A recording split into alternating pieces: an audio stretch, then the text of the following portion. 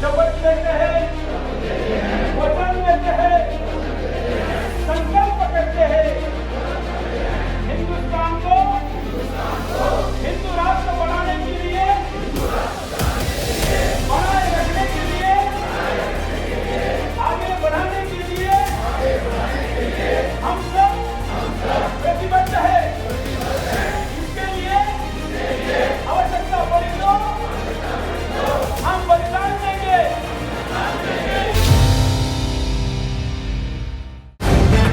The live TV, सच सबसे आगे। संघियों की फौज और देश की सत्ताधीन पार्टी बीजेपी के नेता बार बार खुद ही इस बात का सबूत पेश कर रहे हैं दोस्तों कि ये लोग इस देश में संविधान को खत्म करना चाहते हैं, क्योंकि जो मानता नहीं है संविधान को वो तो खत्म करना चाहेगा ही। क्योंकि देखिए, कभी भगवाधारियों को हिंदू राष्ट्र की शपथ लेते देखा जाता है तो कभी भाजपा के नेता ऐसी शपथ लेते हैं कि इस देश को हिंदू राष्ट्र बनाना है। इस बार ये शपथ तथाकथित हिंदुओं की टोली और हरियाणा से बीजेपी विधायक असीम गोयल ने ली है दोस्तों, जिस शपथ का वीडियो इस वक्त तेजी से सोशल मीडिया पर वायरल हो रहा है और तेजी से सुर्खियां बटोर रहा है। नमस्कार, मेरा नाम है जयंती झा और आप देख रहे हैं द लाइव टीवी। हरियाणा में अंबाला के विधायक और बीजेपी नेता असीम गोयल ने देश को हिंदू राष्ट्र बनाने की शपथ ली। इस शपथ में कहा गया दोस्तों कि हिंदुस्तान को हिंदू राष्ट्र बनाने के लिए आवश्यकता अगर हमको पड़ेगी तो हम बलिदान देंगे, और आवश्यकता पड़ेगी तो हम बलिदान लेंगे भी, यानी मार देंगे लोगों को। ये शपथ दिलाने वाले और कोई नहीं बल्कि सुदर्शन न्यूज के editor in chief Suresh Chauhan के थे। सबसे पहले तो शपथ का ये वीडियो आपको दिखा देते हैं दोस्तों। ये वीडियो आप देख लीजिए, उसके बाद आगे की बात करते हैं। वीडियो देखिए। शपथ लेते हैं, वचन देते हैं, संकल्प करते हैं हिंदुस्तान को हिंदू राष्ट्र बनाने के लिए, बनाए रखने के लिए, आगे बढ़ाने के लिए हम सब प्रतिबद्ध है। इसके लिए आवश्यकता पड़ी तो हम बलिदान देंगे, आवश्यकता पड़ी तो लेंगे, लेकिन किसी भी कीमत पर हिंदुस्तान को हिंदू राष्ट्र घोषित करेंगे। जय तू, जय तू, जय तू, जय तू, जय तू, जय तू। जी, तो शपथ दिलवाने वाले सुरेश चौहान के थे और शपथ लेने वालों में बीजेपी नेता असीम गोयल शामिल थे। सुरेश चौहान के ने दिसंबर में ऐसी ही शपथ दिलवाई थी दोस्तों, जो मामला इस वक्त कोर्ट में ट्रायल पर चल रहा है। उस वक्त भी बिल्कुल इसी तरीके से दिल्ली में हिंदू राष्ट्र की शपथ दिलवाई गई थी, और अब फिर एक बार फिर से ये दोहराया गया है और भारत जैसे लोकतांत्रिक देश को हिंदू राष्ट्र बनाने की शपथ ली गई है। सबसे बड़ी बात तो ये है कि दिल्ली में हिंदू राष्ट्र की शपथ का जो मामला सुप्रीम कोर्ट में चल रहा है, उस मामले की अगर आप बात करेंगे तो उस मामले में दिल्ली पुलिस ने क्या कहा था सुप्रीम कोर्ट में, सुनिए। उन्होंने कहा था कि हिंदू युवा वाहिनी के उस कार्यक्रम में मुसलमानों के खिलाफ कोई भड़काऊ भाषण नहीं दिया गया या फिर हेट स्पीच नहीं दी गई थी, जबकि उस कार्यक्रम में भी देश को हिंदू राष्ट्र बनाने की शपथ ली गई थी, जो कि अप्रत्यक्ष तौर पर यही कहने का मतलब है कि मुसलमानों को हटाया जाएगा देश से। अब जो कार्यक्रम हरियाणा के अंबाला में हुआ, इस कार्यक्रम को लेकर खुद बीजेपी विधायक असीम गोयल ने ट्वीट किया था अपने ट्विटर अकाउंट पर। वो कार्यक्रम 1 मई को रखा गया था दोस्तों।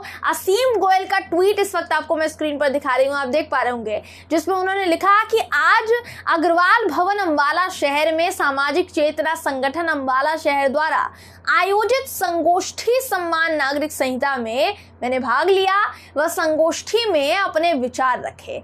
इस अवसर पर मुख्य वक्ता के रूप में सुदर्शन न्यूज चैनल के मुख्य संपादक श्री सुरेश चौहान के जी, समाज के गणमान्य व प्रबुद्ध वर्ग के लोग मौजूद रहे। यानी ये जो कार्यक्रम था ये यूनिफॉर्म सिविल कोड लागू करने के लिए रखा गया था, उसका समर्थन करने के लिए रखा गया था।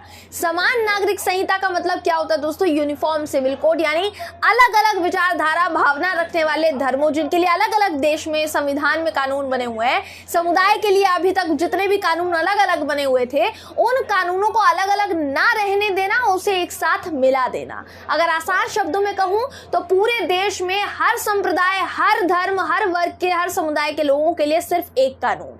अब यहां से आप एक बात समझिए कि अगर ये लोग यूनिफॉर्म सिविल कोड का समर्थन करने के लिए इस कार्यक्रम में शामिल हुए थे और हिंदू राष्ट्र की शपथ ली गई, तो पूछना यही है कि हिंदू राष्ट्र की शपथ लेने का क्या मतलब बनता है? आप तो यूनिफॉर्म सिविल कोड का समर्थन करने के लिए इकट्ठे हुए थे, तो अंदाजा लगाइए कि भाई यूनिफॉर्म सिविल कोड का मतलब ही हिंदुस्तान को हिंदू राष्ट्र बनाने की तरफ एक कदम तो नहीं है।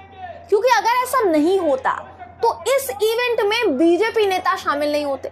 वहीं बीजेपी नेता का इस इवेंट में शामिल होना इस ओर भी संकेत करता है दोस्तों कि बीजेपी सचमुच इस देश को बंटवारे की राह पर ले जाने पर तुली हुई है, बंटवारा करने पर तुली हुई है। अगर हिंदू संगठन के किसी कार्यक्रम में इस देश को हिंदू राष्ट्र बनाने की शपथ ली जाए, यानी अप्रत्यक्ष तौर पर बाकी सभी समुदायों और धर्मों को इस देश से बाहर करने की शपथ ली जाए कि सिर्फ हिंदू रहेंगे इस देश में, बाकी कोई नहीं रहेगा, तो मामले की गंभीरता को समझते हुए इस पर गौर किया जा सकता है और बहुत चिंता करने का विषय है।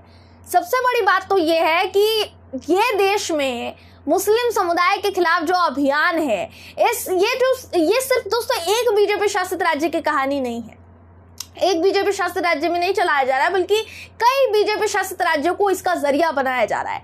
अभी यहाँ आप सबसे बड़ी बात देखिए, इससे पहले मुसलमानों के खिलाफ हिंसा की अगर आप बात करेंगे, धर्म संसद आयोजित हुई थी बीजेपी शासित राज्य उत्तराखंड में।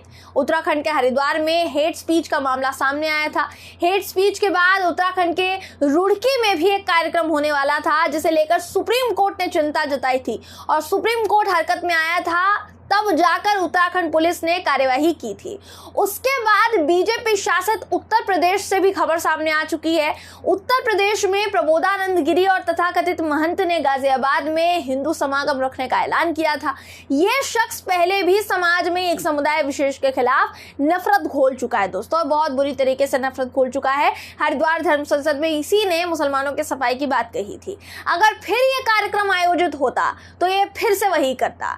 सबसे बड़ी बात तो ये है कि इस कार्यक्रम के लिए प्रबोधानंद गिरी का जो पोस्टर वायरल हुआ, उसमें योगी आदित्यनाथ की तस्वीर का इस्तेमाल किया गया था, और दिलचस्प बात थी कि योगी आदित्यनाथ की तस्वीर का इस्तेमाल बिना उनकी अनुमति के हुआ।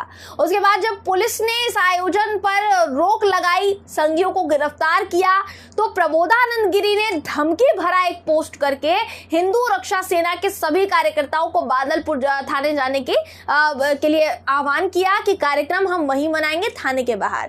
खुलेआम पुलिस को चेतावनी तक दे डाली। एस पाखंडी ने कहा कि बादलपुर थाने पर जिहादियों का कब्जा हो गया है, कल को पूरे देश में जिहादी कब्जा करेंगे, इसलिए थाने का घेराव करो। तो बिल्कुल साफ मतलब है कि एक तो चोरी, ऊपर से सीना जोरी, एक तो आप पूरे देश में, पूरे राज्य में नफरत और गंध का माहौल पसार रहे हैं, ऊपर से आपकी दादागिरी चल रही है।